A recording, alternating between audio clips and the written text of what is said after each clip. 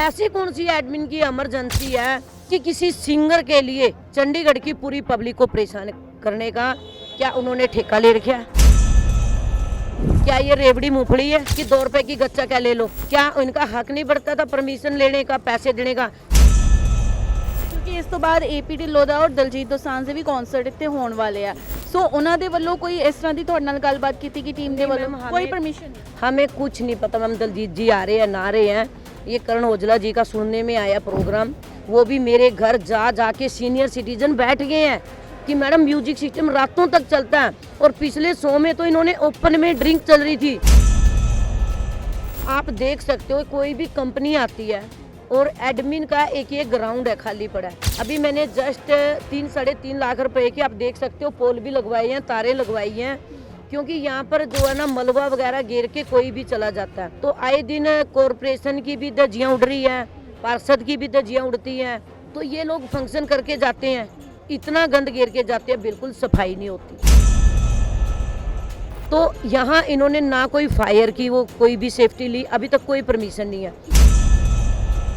पहली बात तो चंडीगढ़ की पुलिस किस हक से सेंटर के ऊपर इनको इजाज़त देती है कि आप यहाँ फंक्शन करो।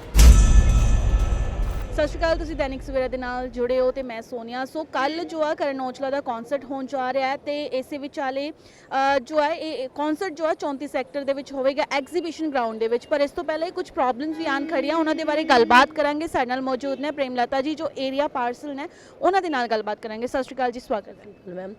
ਸੋ ਪਹਿਲੇ ਤਾਂ ਮੈਨੂੰ ਦੱਸ ਦਿਓ ਵੀ ਇਸ਼ੂ ਕੀ ਹੋ ਗਿਆ, ਮਸਲਾ ਕੀ ਹੋ ਗਿਆ ਜਿਸ ਕਰਕੇ ਤੁਹਾਨੂੰ ਵੀ ਇੱਥੇ ਆਣਾ ਪਿਆ। देखो मैडम, मसला ये है कि दो दिन से ना मैं एक दिन तो कहीं बिजी थी मैं, तो कल से मेरे को इतने फ़ोन आ जा रहे हैं, ना रात को लोग जीने दे रहे हैं ना दिन में। तो बार बार ये जो है सेंटर पॉइंट है 34 सेक्टर का, बिल्कुल लाइट पॉइंट के ऊपर। तो यहाँ पर आप देख सकते हो चंडीगढ़ में सबसे ज़्यादा सेंटर है तो वो है 34 सेक्टर में।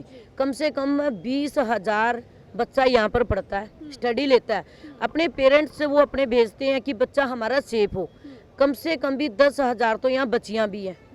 तो आप देख सकते हो कोई भी कंपनी आती है और एडमिन का एक ग्राउंड है खाली पड़ा है। अभी मैंने जस्ट 3-3.5 लाख रुपए की आप देख सकते हो पोल भी लगवाए हैं, तारे लगवाई हैं, क्योंकि यहाँ पर जो है ना मलबा वगैरह घेर के कोई भी चला जाता है। तो आए दिन कॉरपोरेशन की भी धज्जियाँ उड़ रही हैं, पार्षद की भी धज्जियाँ उड़ती हैं। तो ये लोग फंक्शन करके जाते हैं, इतना गंद घेर के जाते हैं, बिल्कुल सफाई नहीं होती है।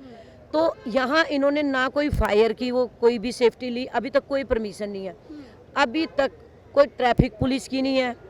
पहली बात तो चंडीगढ़ की पुलिस किस हक से सेंटर के ऊपर इनको इजाज़त देती है कि आप यहाँ फंक्शन करो। किसी भी बिल्डिंग के अंदर करो आप लोगों को करना है। करोड़ों रुपए ये कमा रहे हैं। 15,000 पब्लिक शो कर रही है कि 15,000 पब्लिक इस ग्राउंड में आनी है। तो 15,000 पब्लिक के पास गाड़ियाँ भी होगी, एक फैमिली के साथ 4 मेंबर भी होगा। तो जो मेरे एरिया के लोग हैं उन्होंने मुझे वोट दी है, सारी रात वो सो नहीं पाते हैं। म्यूजिक सिस्टम इतना तेज़ चलता है कि काफ़ी तो सीनियर सिटीजन ऐसे भी है जो बीमार हैं, पूरी रात बेचारे तड़पते रहते हैं। मुझे रात के 1-1 बजे तक फ़ोन आते रहते हैं कि साउंड बंद करवाओ। एक कोई भी पुलिस का महकमा होता है वो एरिया में जाके तो कभी नहीं देखता कि सीनियर सिटीजन वगैरह किस प्रॉब्लम से जूझ रहे हैं, लेकिन इनके लिए इतना वेला टाइम होता है कि यहाँ पर आकर सारे ऑफिसर यहाँ ड्यूटी देते हैं, बैरिगेट लगाते हैं।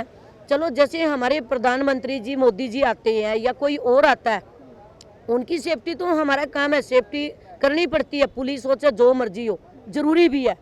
लेकिन ऐसी कौन सी एडमिन की इमरजेंसी है कि किसी सिंगर के लिए चंडीगढ़ की पूरी पब्लिक को परेशान करने का क्या उन्होंने ठेका ले रखा है?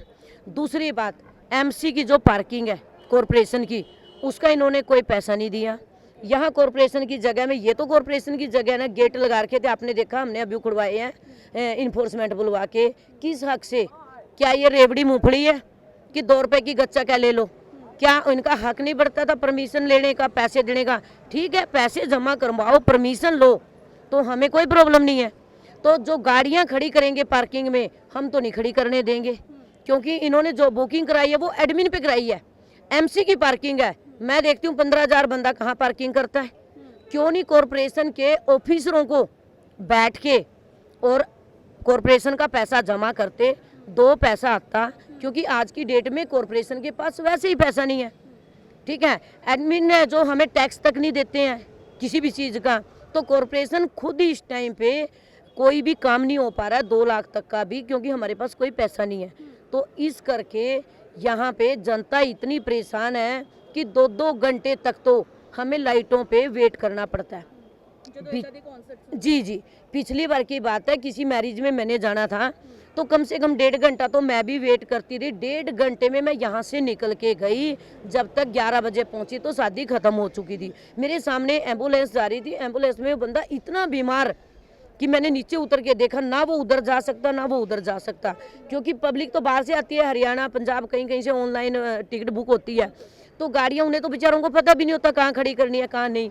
तो इस करके अगर आगे से भी कोई परमिशन दी जाए तो वो दी जाए किसी भी ऐसी बिल्डिंग के अंदर जहाँ पार्किंग की भी खुली जगह हो, या जैसे 48 सेक्टर हो गया, रैली ग्राउंड है 25 सेक्टर में है, तो कोई परेशानी नहीं है।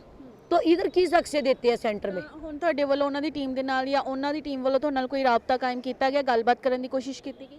देखो जी, मैंने उनसे कोई कांटेक्ट नहीं हुआ, क्योंकि यहाँ पर हमें यही नहीं पता कि है कौन है मेन, क्योंकि ये क्या करते हैं ना, कोई कंपनी है, कंपनी ले लेती है, कंपनी लेने के बाद क्या करती है ना, एक मान लीजिए अलग अलग सिस्टम का खाने का किसी और को दे देते हैं, दूसरा किसी और को दे देते हैं, तो वो अलग अलग दे देते हैं टेंडर।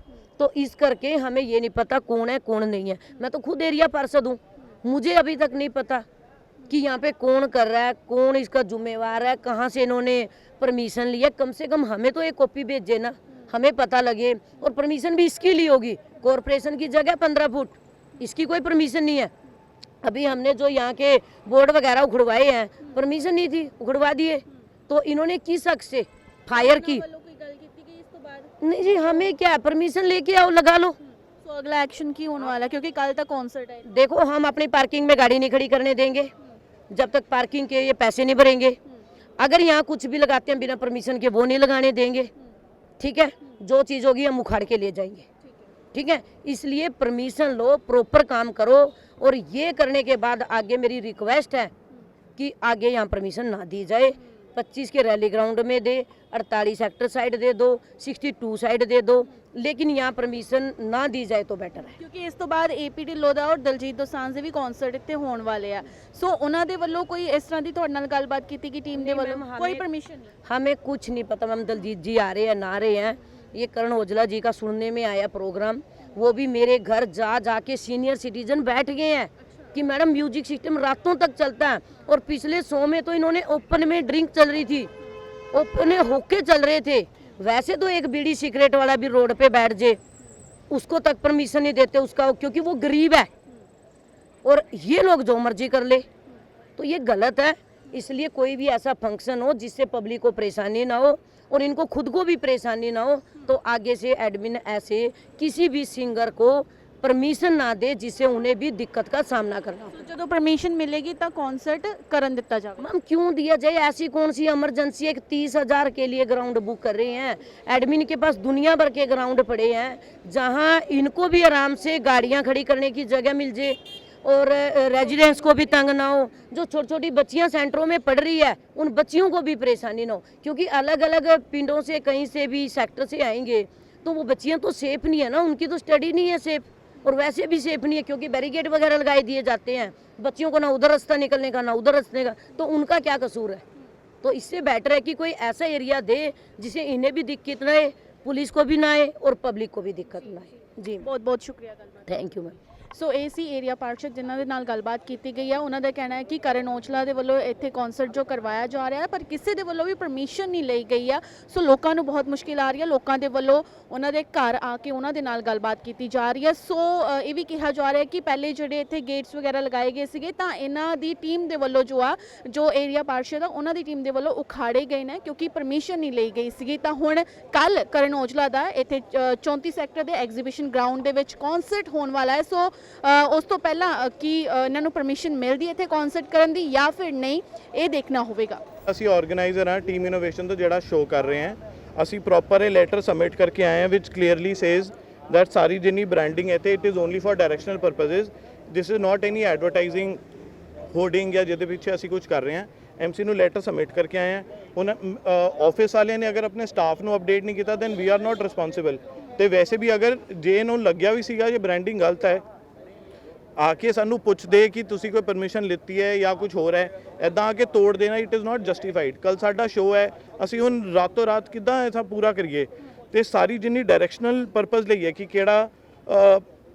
ਕਿਹੜੀ ਟਿਕਟ ਵਾਸਤੇ ਕਿੱਥੋਂ ਤੁਸੀਂ ਆਣਾ ਹੈ, ਕਿੱਥੋਂ ਤੁਸੀਂ ਜਾਣਾ ਹੈ। ਹੁਣ ਸਾਡਾ ਬਾਕਸ ਆਫਿਸ ਹੈ, ਬਾਕਸ ਆਫਿਸ ਤੇ ਕਹਿੰਦੇ ਕਿ ਤੁਸੀਂ ਸੇਲ ਕਰ ਰਹੇ ਹੋ।